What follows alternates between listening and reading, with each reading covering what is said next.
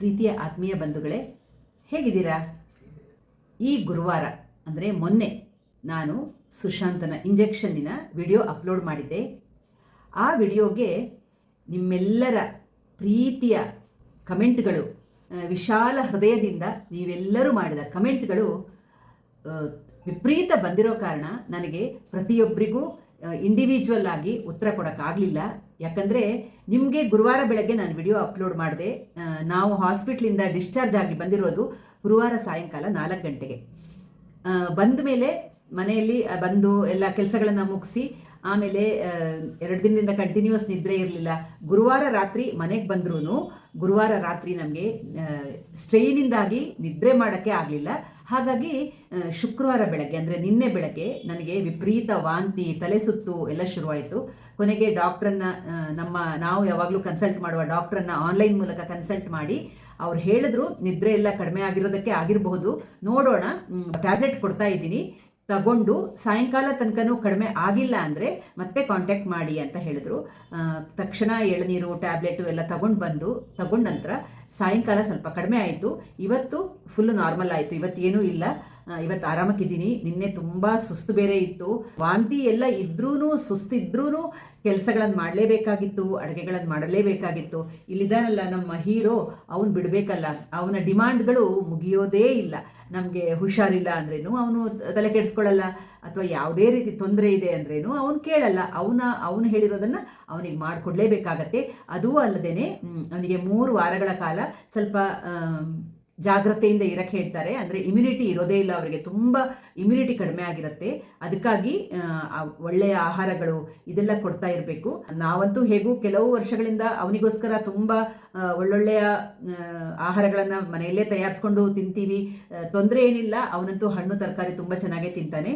ಹಾಗಾಗಿ ನೀವೆಲ್ಲರೂ ಅಷ್ಟು ಪ್ರೀತಿಯಿಂದ, ಎಷ್ಟು ಪ್ರೀತಿ ತುಂಬಿ ಅಂದರೆ ನಮಗೆ ಹೇಳೋಕ್ಕೆ ಪದಗಳೇ ಬರ್ತಿಲ್ಲ, ಅಂತಹ ಒಳ್ಳೊಳ್ಳೆ ಕಮೆಂಟ್ಗಳನ್ನು ಪ್ರಾರ್ಥನಾ ರೂಪದಲ್ಲಿ ಹಾಗೂ ತುಂಬ ಏನು ಹೇಳೋದು ಕನ್ಸರ್ನಿಂದ ಎಲ್ಲ ನೀವು ಮೆಸೇಜ್ಗಳನ್ನು ಕಳಿಸಿದ್ದೀರಾ, ಕಮೆಂಟ್ಗಳನ್ನು ಕಳಿಸಿದ್ದೀರಾ. ನಿಮಗೆ ನಾವು ಎಷ್ಟು ಧನ್ಯವಾದ ಹೇಳಿದರೂ ಸಾಕಾಗಲ್ಲ. ನಾನು ಸುಶಾಂತ್ ಹಾಗೂ ನಮ್ಮ ಯಜಮಾನರ ತುಂಬ ಹೃದಯದ ಧನ್ಯವಾದಗಳು ನಿಮಗೆ ಅಷ್ಟು ಪ್ರೀತಿ ತೋರಿಸಿರೋದಕ್ಕೆ. ಹಾಗೆ ಅದೇ ಖುಷಿಯಲ್ಲಿ ನನಗೆ 25,000 ಸಬ್ಸ್ಕ್ರೈಬರು ಆಯಿತು. ಅವತ್ತು ಬುಧವಾರನೇ ಆಯಿತು. ನಾನೇನು ದೊಡ್ಡ ಸಂಭ್ರಮ ಖುಷಿ ಅಂತ ನಾನೇನು ಹೇಳಲ್ಲ. ಯಾಕಂದರೆ ಯೂಟ್ಯೂಬನ್ನು ನನಗೆ ದುಡ್ಡು ಮಾಡಬೇಕು, ಅಥವಾ ನನಗೆ ಒಂದು ಹೆಸರು ಮಾಡಬೇಕು, ಅಥವಾ ನಾನು ಸೆಲೆಬ್ರಿಟಿ ಆಗಬೇಕು ಅನ್ನೋ ಒಂದು ಯಾವ ಕಾರಣದಿಂದನೂ ನಾನು ಮಾಡಿಲ್ಲ. ನಮ್ಮ ತರಹ ಈ ಥರ ಮಕ್ಕಳನ್ನ ಇಟ್ಕೊಂಡು ಬಳಲ್ತಾ ಇರುವ ತಂದೆ ತಾಯಿಗಳು, ಅವರೆಲ್ಲ ಅನುಭವಿಸುತ್ತಿರುವ ತೊಳಲಾಟಗಳಾಗಿರ್ಬೋದು, ಕಷ್ಟಗಳಾಗಿರ್ಬೋದು, ಇವುಗಳನ್ನೆಲ್ಲ ಒಂದು ಸಮಾಜಕ್ಕೆ ತಿಳಿಸ್ಬೇಕು ಅನ್ನೋ ಒಂದು ಉದ್ದೇಶದಿಂದ ನಾನು ಮಾಡಿರೋದು. ನನಗೆ ಅದರಿಂದ ಎಷ್ಟೋ ಸಮಾಧಾನ ಸಿಕ್ಕಿದೆ. ಎಷ್ಟು ಜನ ಪೇರೆಂಟ್ಸ್, ತಂದೆ ತಾಯಿಗಳು ನನ್ನನ್ನು ಕಾಂಟ್ಯಾಕ್ಟ್ ಮಾಡ್ತಾರೆ. ಮೊನ್ನೆ ಸಾಯಂಕಾಲ ಆಸ್ಪತ್ರೆಯಿಂದ ಬಂದಿರೋ ದಿನವೂ ಸಾಯಂಕಾಲ ನಮಗೆ ಪುರ್ಸೊತ್ತಿಲ್ಲ, ಸಮಯ ಇಲ್ಲ, ಆದ್ರೂ ಕಲಾ ಮಾಧ್ಯಮ ಚಾನೆಲ್ನ ಇಂಟರ್ವ್ಯೂ ನೋಡಿ ಪರಮ್ ಸರ್ನ ಕಾಂಟ್ಯಾಕ್ಟ್ ಮಾಡಿ ನಂಬರ್ ತಗೊಂಡು ಒಬ್ಬರು ಪೇರೆಂಟ್ ಫೋನ್ ಮಾಡಿ ಎಷ್ಟು ಹೊತ್ತು ಮಾತಾಡಿದ್ರು. ಅದೇ ಹೇಳೋದು, ಏನೋ ಒಂದು ಸಮಾಧಾನ, ನಮ್ಮಿಂದ ಇನ್ನೊಬ್ಬರಿಗೆ ಏನೋ ಒಂದು ಚಿಕ್ಕ ಸಹಾಯ ಆದರೂ ಅದು ತುಂಬ ಒಂದು ದೊಡ್ಡ ವಿಷಯನೇ. ಯಾಕಂದರೆ ಈಗಿನ ಕಾಲದಲ್ಲಿ ಜನಕ್ಕೆ ಜನರ ಒಳ್ಳೆ ಹೃದಯ ಶ್ರೀಮಂತಿಕೆ ಅನ್ನೋದು ಸ್ವಲ್ಪ ಕಡಿಮೆ ಆಗ್ತಾ ಇದೆ ಅಂತ ಅನಿಸುತ್ತೆ. ಅಂತಹದ್ರಲ್ಲಿ ಇಷ್ಟು ಒಂದು ಪ್ರೀತಿಯಿಂದ ನಿಮ್ಮ ಎಲ್ಲರ ಕಮೆಂಟ್ಗಳನ್ನು ಕೇಳುವಾಗ, ಓದುವಾಗ ನಾನೇನು ಅದರಿಂದ ಏನು ಲಾಭ ಬರಬೇಕು ಅನ್ನೋ ಉದ್ದೇಶ ಅಂತೂ ನನಗೆ ಖಂಡಿತ ಇಲ್ಲ. ನನಗೆ ಇತ್ತೀಚೆಗಂತೂ ಸಮಯನೂ ಸಿಗ್ತಾ ಇಲ್ಲ, ವಿಡಿಯೋ ಮಾಡೋಕ್ಕೂ ಆಗ್ತಾ ಇಲ್ಲ, ಎಡಿಟ್ ಮಾಡೋಕ್ಕೂ ಆಗ್ತಾ ಇಲ್ಲ. ಈ ಸುಶಾಂತು ಸ್ವಲ್ಪ ಗಲಾಟೆ ತುಂಬ ಜಾಸ್ತಿ ಆಗೋಗಿದೆ.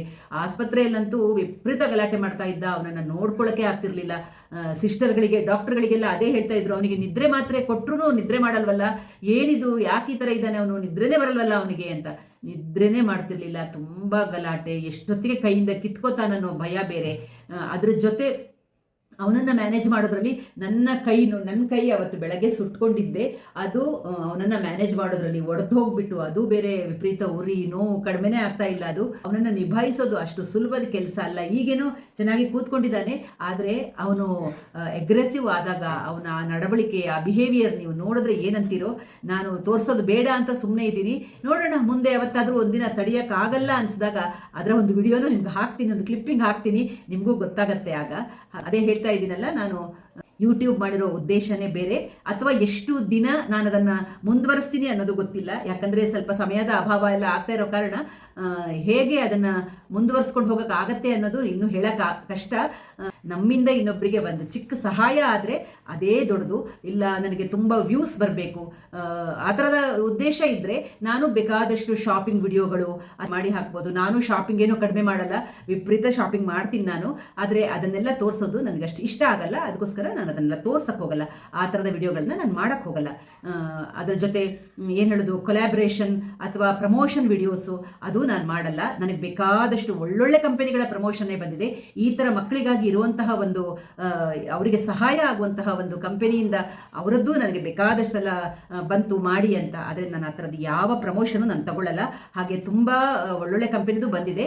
ನಾನು ದುಡ್ಡು ಮಾಡೋ ಉದ್ದೇಶ ಆಗಿದ್ದರೆ ಎಲ್ಲವನ್ನೂ ತಗೊಂಡು ಮಾಡ್ಬೋದು, ಆದರೆ ನಾನು ಅದನ್ನು ಯಾವ ಪ್ರಮೋಷನು ನಾನು ಮಾಡಲ್ಲ, ನಾನು ತಗೊಳ್ಳೋದು ಇಲ್ಲ. ಯಾಕಂದರೆ ನಾನು ದುಡ್ಡಿಗಾಗಿ ಮಾಡ್ತಾ ಇಲ್ಲ. ದುಡ್ಡಿಗಾಗಿ ಮಾಡೋದಾಗಿದ್ದರೆ ಡೆಫಿನೆಟ್ ಆಗಿ ಖಂಡಿತವಾಗ್ಲೂ ನಾನು ತಗೊಳ್ತಾ ಇದ್ದೆ. ನಾನು ಅದು ಯಾವುದು ತಗೊಳ್ಳಲ್ಲ. ಹಾಗೆ ನಮ್ಮ ಕೈಯಲ್ಲಿ ಏನಾಗುತ್ತೆ ಒಂದು ಚಿಕ್ಕ ಸಹಾಯ ಆ ಥರದ್ದು ಮಾಡೋಕ್ಕೆ ನಾನು ಕಾಯ್ತಾ ಇದ್ದೀನಿ ಅಷ್ಟೇ, ಬಿಟ್ಟರೆ ಬೇರೆ ಯಾವ ಉದ್ದೇಶನೂ ನನಗಿಲ್ಲ. ನಿಮ್ಮೆಲ್ಲರ ಪ್ರೀತಿ ಸಹಕಾರ ಇದರಿಂದಾಗಿ ನನಗೊಂದು ದೊಡ್ಡ ಮಾಧ್ಯಮದಿಂದನೂ ಒಂದು ಕರೆ ಬಂದಿದೆ ಈಗ ಒಂದು ಕಾರ್ಯಕ್ರಮಕ್ಕೆ. ಆದರೆ ಅದಕ್ಕೆ ಹೋಗೋದ ಬೇಡವಾ ಅನ್ನೋದು ನಾನು ಇನ್ನೂ ನಿರ್ಧಾರ ಮಾಡಿಲ್ಲ. ಯಾಕಂದರೆ ಅದು ತುಂಬ ವೈಯಕ್ತಿಕ. ಅದರಲ್ಲಿ ನಾವು ಏನೇನು ನಮ್ಮ ಜೀವನದಲ್ಲಿ ಅನುಭವಿಸಿದ್ದೀವಿ, ಸಾಮಾಜಿಕವಾಗಿರ್ಬೋದು, ಆಗಿರ್ಬೋದು, ಆರ್ಥಿಕವಾಗಿರ್ಬೋದು, ಯಾವ ತರಹದ ನೋವುಗಳನ್ನು ಅನುಭವಿಸಿದ್ದೀವಿ ಅಥವಾ ತೊಂದರೆಗಳಾಗ್ತಾ ಇದೆ, ಇವೆಲ್ಲದರ ಬಗ್ಗೆ ಮಾತಾಡೋಕ್ಕೆ ತುಂಬ ಒಳ್ಳೆಯ ಒಂದು ಕಾರ್ಯಕ್ರಮ. ಅದರ ಹೆಸರು ಅದೇ ಥರ ಇದೆ. ನಾನು ಅದಕ್ಕೆ ಹೋಗಿ ಬಂದರೆ ಖಂಡಿತವಾಗ್ಲೂ ನಿಮಗೆ ಅದರ ಬಗ್ಗೆ ಎಲ್ಲವನ್ನೂ ಹೇಳ್ತೀನಿ. ಆದರೆ ಹೋಗೋ ಬಗ್ಗೆ ನಾನು ಇನ್ನೂ ನಿರ್ಧಾರ ಮಾಡಿಲ್ಲ. ಯಾಕಂದರೆ ತುಂಬ ತೊಳಲಾಟಗಳಿವೆ ಮನಸ್ಸಲ್ಲಿ, ಹೋಗ್ಲಾ ಬೇಡವಾ ಅನ್ನೋದು. ನನಗೆ ಅವರು ಒಂದು ಸ್ವಲ್ಪ ಸಮಯ ಕೊಟ್ಟಿದ್ದಾರೆ ನಾನು ನನ್ನ ನಿರ್ಧಾರವನ್ನು ತಿಳಿಸಿದರೆ ಹೋಗ್ತೀನಿ ಅನ್ನೋದಾದರೆ ಖಂಡಿತ ಅದನ್ನು ನಿಮಗೂ ಹೇಳ್ತೀನಿ. ಅದರಲ್ಲಿ ಏನು ಹೇಳೋದು, ನಮ್ಮ ಮನಪೂರ್ವಕವಾಗಿ ನಮ್ಮ ಮನಸ್ಸಿನ ತೊಳಲಾಟಗಳಿರ್ಬೋದು, ನಮ್ಮ ಮನಸ್ಸಿನ ನೋವುಗಳಿರ್ಬೋದು, ನಮ್ಮ ಭಾವನೆಗಳಿರ್ಬೋದು, ಎಲ್ಲವನ್ನು ಮುಕ್ತವಾಗಿ ವ್ಯಕ್ತಪಡಿಸೋಕ್ಕೆ ಒಂದು ಅವಕಾಶ ಇರುವಂತಹ ಕಾರ್ಯಕ್ರಮ. ಆ ತರಹದ ಅಪಾರ್ಚುನಿಟಿಯನ್ನು ಮಿಸ್ ಮಾಡ್ಕೊಳ್ಬೇಡ ಅಂತ ಎಲ್ಲರೂ ಹೇಳ್ತಿದ್ದಾರೆ. ನೋಡೋಣ ಏನೇನಾಗತ್ತೆ ಅಂದ್ಬಿಟ್ಟು ನಿಮಗೆ ಮುಂದಿನ ವಿಡಿಯೋದಲ್ಲಿ ಹೇಳ್ತೀನಿ. ಹಾಗೆ ನಿಮ್ಮೆಲ್ಲರ ಪ್ರೀತಿ ಹೀಗೆ ಇರಲಿ. ಇಷ್ಟು ಆಗಲೇಬೇಕು, ಈಗ 25,000 ಆಯಿತು, 50,000 ಆಗಬೇಕು, 1,00,000 ಆಗಬೇಕು ಅನ್ನೋ ಯಾವ ಆಸೆ ಆಕಾಂಕ್ಷೆಗಳು ನನಗಿಲ್ಲ. ನನಗೆ 10 ಜನ ನೋಡಿದ್ರೂ ನನಗೇನು ಬೇಜಾರಿಲ್ಲ. ಹಾಗೆ ಅನೇಕ ಜನ ನನಗೆ ಪ್ರಶ್ನೆಗಳಲ್ಲಿ ಕಮೆಂಟ್ಗಳಲ್ಲಿ ಕೇಳಿದ್ದೀರಾ, ಸುಶಾಂತ್ಗೆ ಏನು ತೊಂದರೆ ಇದೆ, ಯಾಕೆ ಇಂಜೆಕ್ಷನ್? ತೊಂದರೆ ಇಲ್ಲ. ಸುಶಾಂತ್ಗೆ ಇರೋದು ಮಲ್ಟಿಪಲ್ ಸ್ಲಿರೋಸಿಸ್ ಅನ್ನೋ ಒಂದು ಆಟೋ ಇಮ್ಯೂನ್ ಡಿಸೀಸ್. ಅದಕ್ಕೋಸ್ಕರ ಇಂಜೆಕ್ಷನ್ ಕೊಡಿಸ್ತಾ ಇದ್ದೀವಿ. ಅದ್ರ ಬಗ್ಗೆ ನಾನು ಹಿಂದೆ ವಿಡಿಯೋ ಮಾಡಿದ್ದೀನಿ. ಅದನ್ನು ನೋಡದೇ ಇರೋರು ಖಂಡಿತ ಅದನ್ನು ನೋಡ್ಕೊಳ್ಳಿ. ನಿಮಗೂ ಅದ್ರ ಬಗ್ಗೆ ಏನು ಹೇಳೋದು ಅರಿವು ಬರುತ್ತೆ, ಅದ್ರ ಬಗ್ಗೆ ತಿಳುವಳಿಕೆ ಬರುತ್ತೆ. ಹಾಗಾಗಿ ಅವನಿಗೋಸ್ಕರ ನಾವು ನಮ್ಮ ಜೀವನ ಶೈಲಿಯನ್ನು ತುಂಬ ಬದಲಾಯಿಸ್ಕೊಂಡಿದ್ದೀವಿ.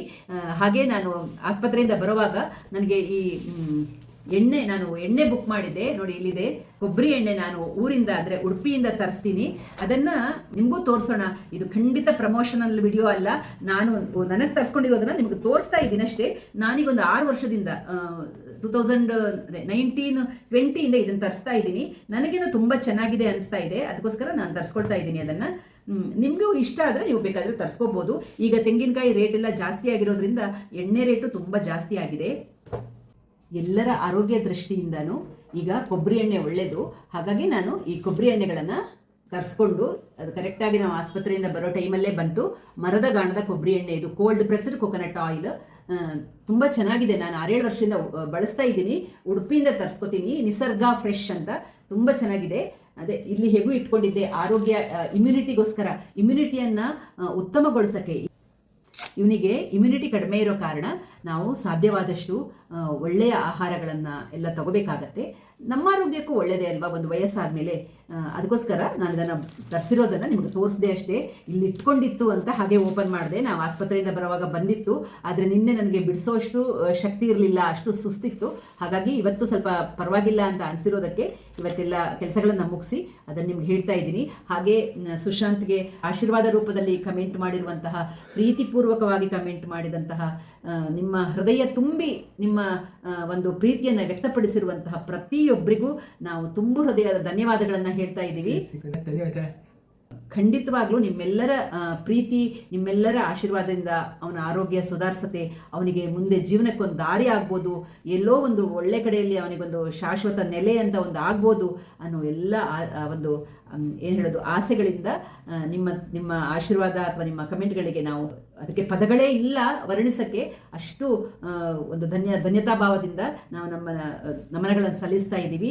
ಹಾಗೆ ಆ ವಿಡಿಯೋದಲ್ಲಿ 60,000 ಹೈಪ್ಡ್ ಪಾಯಿಂಟ್ಸ್ ಮಾಡಿದ್ದೀರ ನೀವು, ಅದು ಅಷ್ಟೇ ತುಂಬ ಒಂದು ಖುಷಿ. ನಿಮ್ಮೆಲ್ಲರ ಪ್ರೀತಿಗೆ ಇನ್ನೊಮ್ಮೆ ತುಂಬು ಹೃದಯದಿಂದ ಧನ್ಯವಾದಗಳನ್ನು ತಿಳಿಸ್ತಾ ಸಿಗೋಣ ಮುಂದಿನ ವಿಡಿಯೋದಲ್ಲಿ. ಅಲ್ಲಿ ತನಕ ರಾಯರು ನಮ್ಮನ್ನ ನಿಮ್ಮೆಲ್ಲರನ್ನ ಚೆನ್ನಾಗಿಟ್ಟಿರ್ಲಿ ಅಂತ ಪ್ರಾರ್ಥಿಸ್ತಾ ಸಿಗೋಣ. ಧನ್ಯವಾದಗಳು. ನಮಸ್ಕಾರ. ನಮಸ್ಕಾರ. ಬಾಯ್.